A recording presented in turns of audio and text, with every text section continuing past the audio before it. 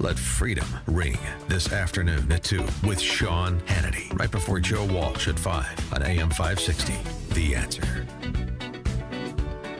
Good morning. Welcome back to AM 560, The Answer, the Dan and Amy show with, of course, the one and only Bruce Wolf filling in for, thanks for coming, filling in for Dan Prof today. You'll be here for the rest of the week. And don't have much longer until the election, until the mayoral campaign. I do believe there's 22 people vying for mayor, maybe 21, and we'll see who gets knocked off the ballot because a lot of people are challenging other people's petitions to make sure that the signatures are real.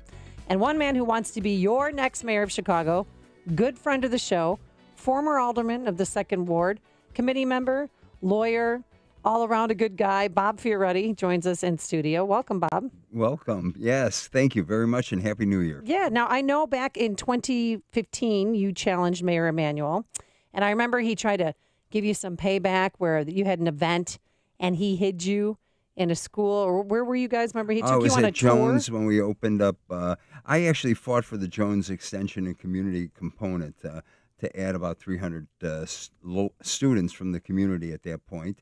And after all the work we put in and everything, all of a sudden, when we were dedicating the school, I was not invited. No, so it was typical of Rahm. It was a typical Rahm Emanuel thing to do. You know, another one was actually he did it. They named the historic Pullman area a national park, and Obama flew in on federal, and it was paid by for the federal government because he signed it. He signed the act making it a federal area. But Rahm took a lot of commercials and everything. And of course, I was the president of the Historic Pullman Foundation. Right. And aren't you from that area? From Pullman, I Roseland? grew up in the Roseland, Pullman area. I lived in Pullman for 8 years. I was president after the fire. I got $10 million to help rebuild the administration clock tower area. And then all of a sudden, they said my invite was lost in the mail. Typical Rahm. All right. Well, you got typical Chicago. You got your Schadenfreude, cha-cha, because Rahm's gone. All right, he's out. Rahm is not the issue, right? But the issues that 4 years ago and 8 years when I first ran for alderman are the same issues: crime, education, and really how we're managing our budget and how severe. Because the reason I got into this race, I never heard any of the candidates talking about the budget problem and restructuring city government. I mean, whoever gets elected from May 15th by September 1st. Has to find $400 million new dollars to pay into the pension fund for the following year. And how do you propose we would come up with that revenue? Well, first of all, I think there's a lot of ways that we need to look at. A lot of it's from TIF surplus, but we probably don't have enough. One thing which I am not in favor of raising any taxes. I'm not in favor of raising property taxes, which are forcing people out. But one thing we have to look at is the commuter tax, a 1% tax. And I know. He's a suburban guy. I'm listening. Hey, if you have a good idea, tell me. I have an idea here. You want to hear this? Yes. Actually, it's not mine. I'm plagiarizing. Okay, I'll take it. It is from... Attribution is good. Austin Berg has written... Mr. Berg has written a book here. And there was a Tribune op-ed about this. Wait a minute. I'm still waiting here. for their book to come out. I have talked to Berg? Ed. I haven't talked to Austin on this, but yes. I thought the book was coming out. But anyway, they say the city holds more pension debt than 44 of the 50 states and more municipal debt per capita than any major city. Los Angeles, a city with 45% more people and double the land area, pays roughly the same amount as Chicago for police and fire protection. And yet Angelenos have remarkable oversight over policing, have a far lower homicide rate, and receive international acclaim for battling California blazes. They suggest an elected comptroller, some form of voter approval for tax hikes and new debt. I'm in favor. And a robust city council that offers meaningful contributions to the budgeting process. They want fewer aldermen because aldermen... I have been cut the city council in half right now in term limits. That's what you would do? Now, also, Rahm Emanuel is now, in my opinion, the de facto head of the Republican Party in Illinois. There being no Republican Party in Illinois. And now that he's no longer going to be the mayor, of course, he comes out in favor of a constitutional amendment so that we can help solve the pension crisis. Would you favor a constitutional amendment? Let's talk. Let's say I start today, and the governor had already signed that the constitutional amendment goes into effect tomorrow. It will never affect me. And then, so we're talking 20 years down the line before that constitutional amendment under this Constitution affects people. So who are we kidding when we say we need a constitutional amendment? Ron proposed, I'll call it the 4 C's.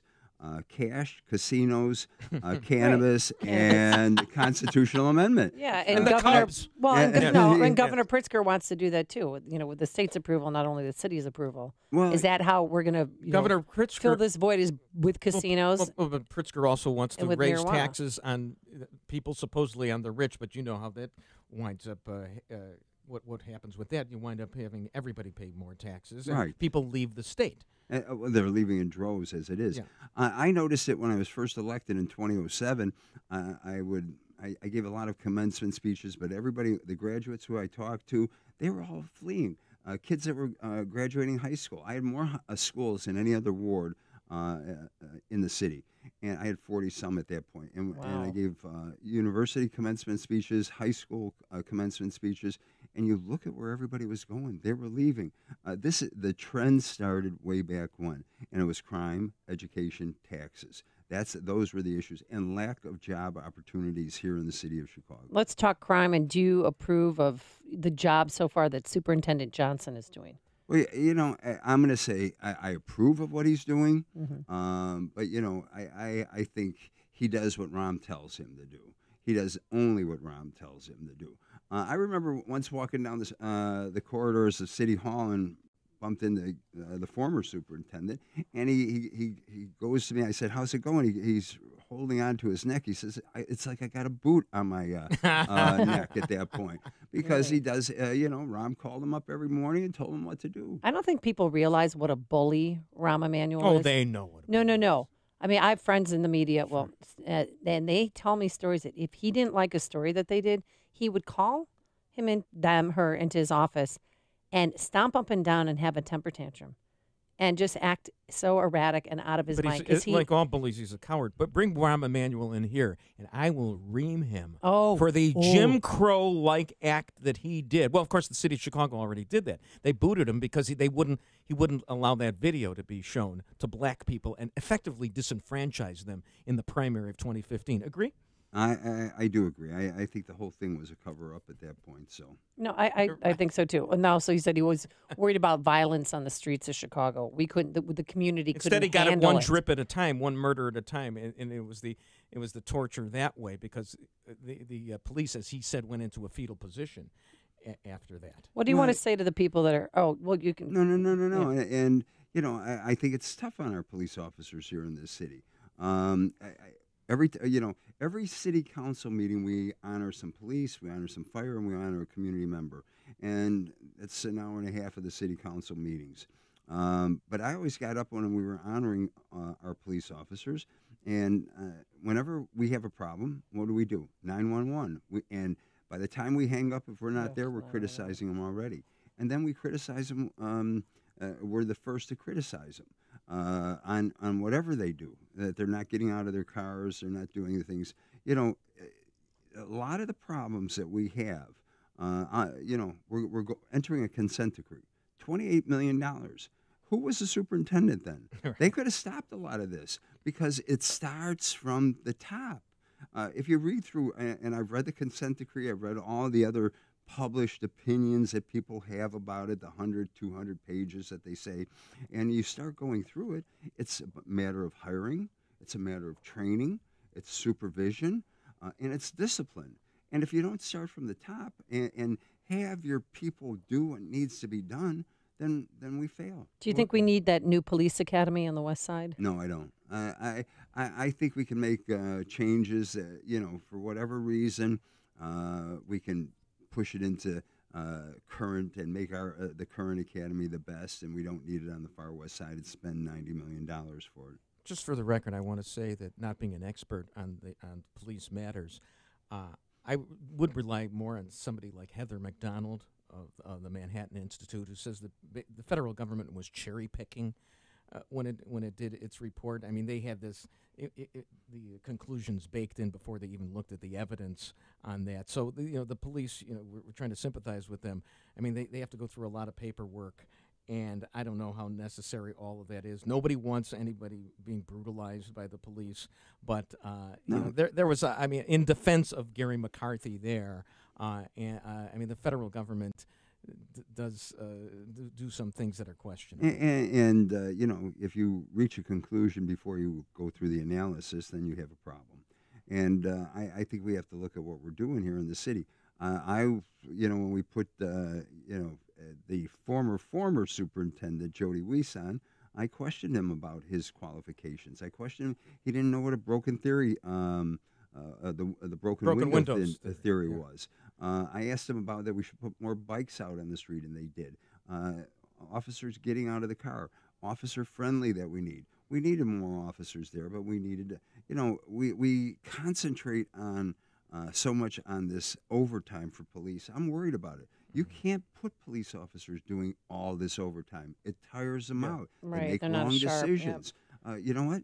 So I'd would you rather hire more police officers? I mean, the other day I saw, I think it was about a month ago, 2 officers walking down my street. And I've lived there for 20 plus years. I stopped and I said, can I take a picture? Because I have not seen police officers in my neighborhood in, I can't remember the last time it was. And we even had a shooting where, there was, my neighbors, there was somebody, their front window was shot through and the cops didn't even show up.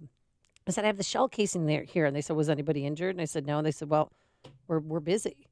Right. Basically, they couldn't help. Right. And there was a shooting. It was just and so a lot strange. of the calls, and we have to even train the public as to what's happening out here. Right. As to when to make a call, when not to. I'll tell you, I live on the West Loop. I live most people know I live on Jackson and Ashton, but our neighborhood's been racked with shootings, with burglaries, carjackings, and so. But former alderman. Now it's time for me to yell at you. No, did I not just read to you that Los Angeles, a city with 45% more people and double the land area, pays roughly the same amount as Chicago for police and fire protection, and they've got a lower homicide rate? Yes, I think you did read Okay, it. You're a very good reader. Well, Thank goodness you know how to read. And you agreed with me, did you not? Well, you know what? I want to take a look at why that is. Look, we have gun trafficking that comes into the city much more so than Los Angeles. We are a global center for human trafficking in this country. And we need to address those issues because those undermine security, those undermine our justice system, and those are problems that need to be addressed. And the homicide, I mean, the numbers are in. We had 561 murdered in Chicago in 2018. So that's down 660 from 2017. I mean, that's 660 lives that were, essentially saved. And do you think it's because of Superintendent Johnson or the work that the efforts that they're making? Well, I mean, we still need to get that number police. down. Yes, a lot of it's the police being out there and trying to be out there. But at the same time, we're losing. Maybe our criminals are doing the bad guys. We'll call them the bad guys because that's a nice term for evil people. Are doing things differently here too, and the gang problem is spread out. It's spread out into the suburbs now.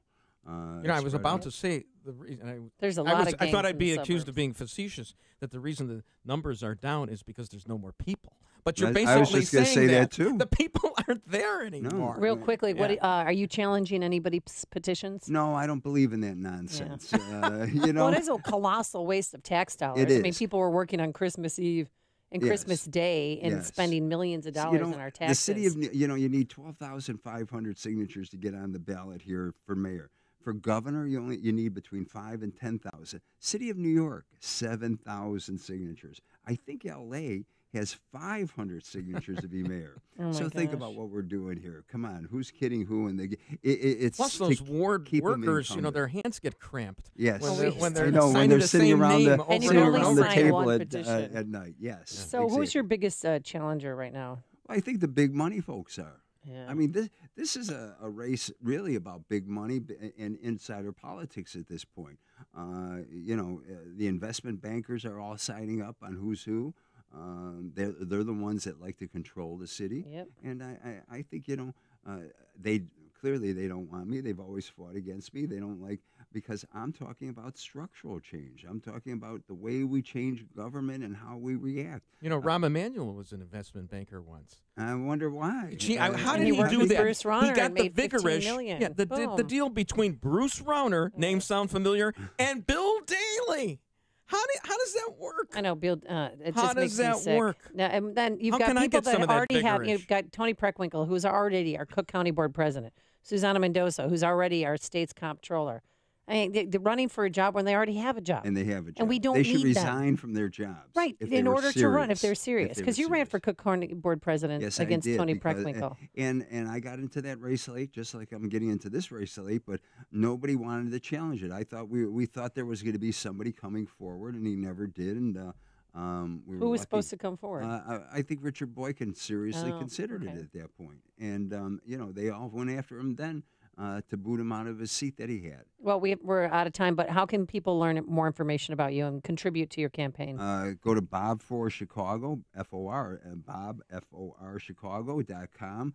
I've got my website up there. Amy would give you $80, but she had to give it to the Mexican cops, to beat a speeding ticket. I think he missed that segment. Yeah, that's okay. Yeah, I I'm just trying. came I'm from saying Mexico, that's why got she doesn't pulled have over. any scratch. It was a shakedown, man.